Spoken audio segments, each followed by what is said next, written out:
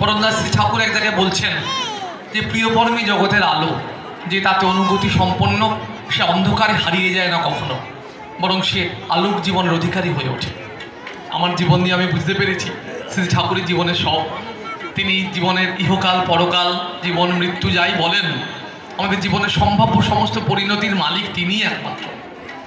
পরমদাস শ্রী ঠাকুর তিনি এক জায়গায় বলছেন, প্রিয়পরমই জগতের পরম উত্থান, যে তাকে বিশ্বাস করে ভালোবাসে তাকে, সে মরেও মরে না।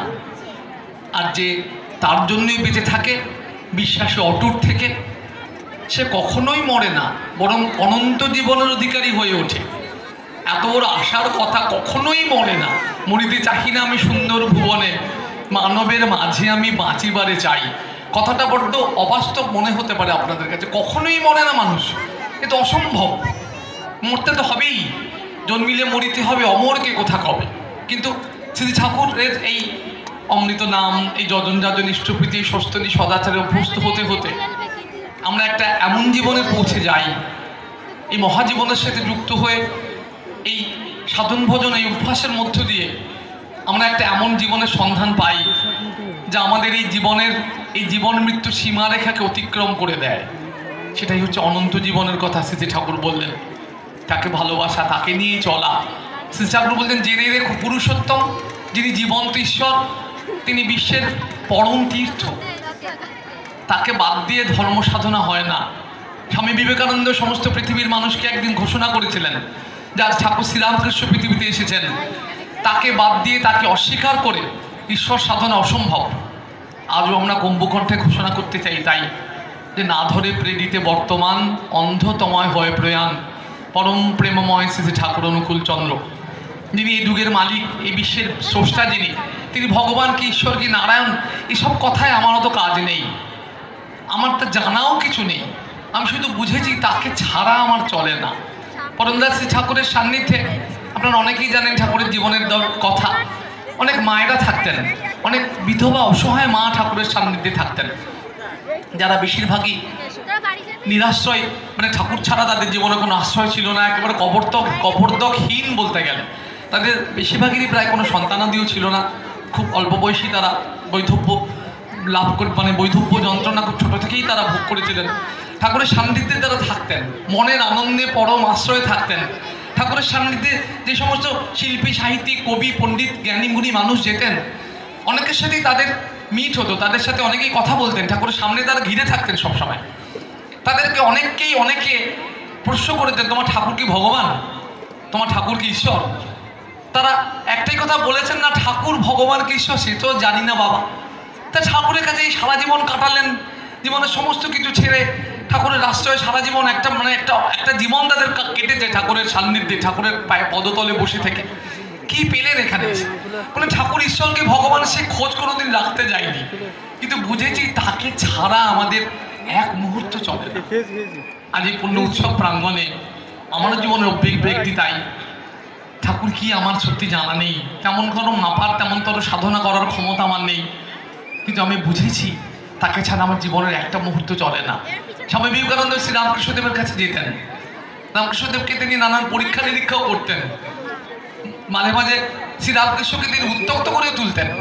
হঠাৎ একদিন ঠাকুর শ্রীরামকৃষ্ণ বিবেকানন্দের সাথে কথা বলছেন না, কথা বললেন না। স্বামীজি যান, তার কাছে বসে থাকেন, মুখের দিকে তাকিয়ে থাকেন, কিন্তু কেমন যেন ঠাকুর রামকৃষ্ণদেব বারবার মুখটা ঘুরিয়ে রাখেন।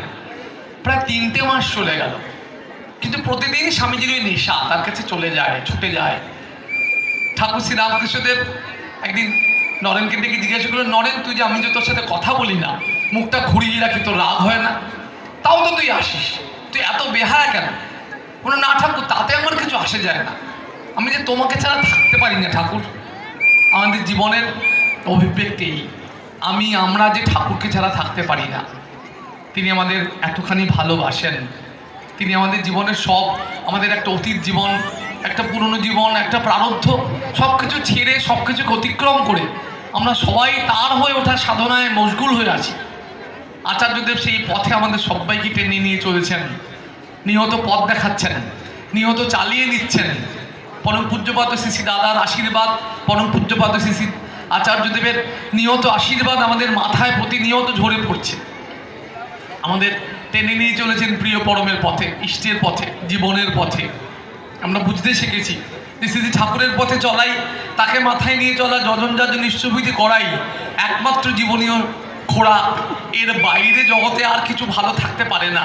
শ্রী বরদা সারা জীবন শিখিয়ে গেলেন যজন যাজন ইষ্টভীতি এই জীবনের কর্ম, আর ইষ্ট স্বার্থ প্রতিষ্ঠা এই জীবনের ধর্ম।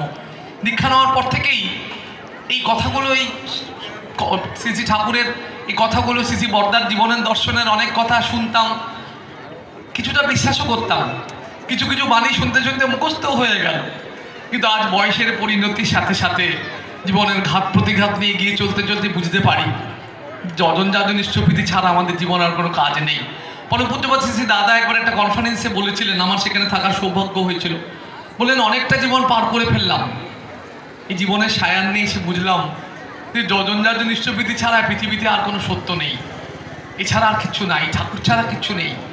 এটা বলার মতো করে বলে যাই আমরা, আপনারাও হয়তো শোনার মতো করে শুনে যান, কিন্তু আমার মনে হয় সময়ের সাথে সাথে জীবনের নানান অভিজ্ঞতার পাখে পাখে চলতে চলতে আমরা কিন্তু একটা সময় বিশ্বাস করতে শুরু করে ফেলি যে তুমিই জীবনের সব দয়াল, তুমি ছাড়া আমার জীবনে কোনো অস্তিত্ব নেই। সেই বৃত্তি রঙিন ভালোবাসায় ধীরে ধীরে সেই ইষ্ট স্বার্থ প্রতিষ্ঠাপন্ন হতে হতে তার পথে চলতে চলতে শ্রী ঠাকুর বললেন যে অসীম যখন সসীম হয়ে সীমাতে লনস্থান, বৃত্তিভেদী টান হলে তাই দেখবি ভগবান। বৃত্তি রঙিন ভালোবাসা, প্যাশন, কম্প্রোমাইজিং লাভ, সে যেখানে যে ভালোবাসায় তার সাথে আমার কম্প্রোমাইজ করতে শেখায়, তার কিছু কিছু কথা আমার ভালো লাগে, কিছু কিছু ভালো লাগে না, এমন করে চলতে চলতে অভ্যস্ত হতে হতে নিজের অজান্তে কখনো হয়তো তার দয়াতে, তার করুণায় বৃত্তিভেদী টান এসে পড়ে। তখন আমি অনুভব করতে পারি আমার শ্রী ঠাকুরই সব, সব দেবতার সমাহারে পুরুষোত্তমের সৃষ্টি, সহজ মানুষ নররূপে করেন ধৃতে বৃষ্টি। অর্জুনের জীবনে যা হয়েছিল, সে বিশ্বরূপ দর্শন করেছিল, তাকেই বোধহয় বলে ব্রহ্মজ্ঞান। আমার এই ছোট্ট ছোট্ট মানুষগুলো, আমার মতো ক্ষুদ্রাতি ক্ষুদ্র মানুষ, নগণ্য হারিয়ে যাওয়া মানুষ, যার জ্ঞান বুদ্ধি সাধনা ভজনা কিচ্ছু নাই, কিন্তু ঠাকুরকে একটু বিশ্বাস করে তার পথে চলতে চলতে হয়তো হয়তো কখনো না কখনো আমরা সেই চরম ব্রহ্মজ্ঞানে প্রাপ্ত হতে পারি, যদি বিশ্বাস করি, তাকে ভালোবাসি, তাকে ভালোবাসা, আর কিছু কথা নেই। Love love love, love can conquer everything in the world. তাকে ভালোবাসা ছাড়া পৃথিবীতে জগতে আর কিচ্ছু নেই। জগতের সমস্ত ঐশ্বর্যের অধিপতি তিনি, তাকেই ভালোবাসা, তাতে একাত্ম হয়ে ওঠা, তার হয়ে ওঠা আমাদের জীবনের একমাত্র সাধনাই তাই, আমার চাওয়া পাওয়াই তাই। আমার এই জীবন পরজীবন, আমার জীবন মৃত্যু, আমার সমস্ত কিছু জুড়ে শুধু তুমিই থাকো দয়াল। এই আমাদের প্রার্থনা, এই আমাদের তপস্যা, এই আমাদের হয়ে ওঠা। আচার্য যদি প্রতিদিন চেষ্টা করছেন, প্রত্যেকটা মুহূর্ত চেষ্টা করছেন যাতে আমরা এমন হয়ে উঠি, আমাদের জীবনের সমস্ত সত্তা জুড়ে যেন তিনি থাকেন। এই প্রার্থনা করি আজকের এই পূর্ণ উৎসব প্রাঙ্গণে যারা উপস্থিত হয়েছেন প্রত্যেককে আমার অন্তরে শ্রদ্ধা ভালোবাসা জয়গুরু জানাই। আমি সবার জন্য প্রার্থনা করি, বিশ্বাসে আপনাদের হৃদয় সবার কানায় কানায় পরিপূর্ণ হয়ে উঠুক। জীবনের সমস্ত ব্যথা বেদনা বিচ্ছেদ মৃত্যু জরা ব্যাধি সমস্ত কিছু যেন আর কিছু প্রবেশ করতে না পারে। এই জীবনে শুধু তিনিই থাকুন, তিনি জীবন, তিনি প্রিয় পরমের জীবনের সবটুকু, তার আলোয় উদ্ভাসিত হয়ে উঠুক প্রত্যেকটা ক্ষুদ্র জীবন। সে অনন্ত জীবনের পথে এগিয়ে যায় সবাই। তিনি আছেন, তিনি ছিলেন, তিনি থাকবেন, শাশ্বত সনাতন তিনি, জীবন্ত আচার্যের মধ্যে দিয়ে চিরন্তন হয়ে আছেন তিনি। আমরা সবাই চলেন একযোগে তাকে সবাই মিলে ভালোবাসি।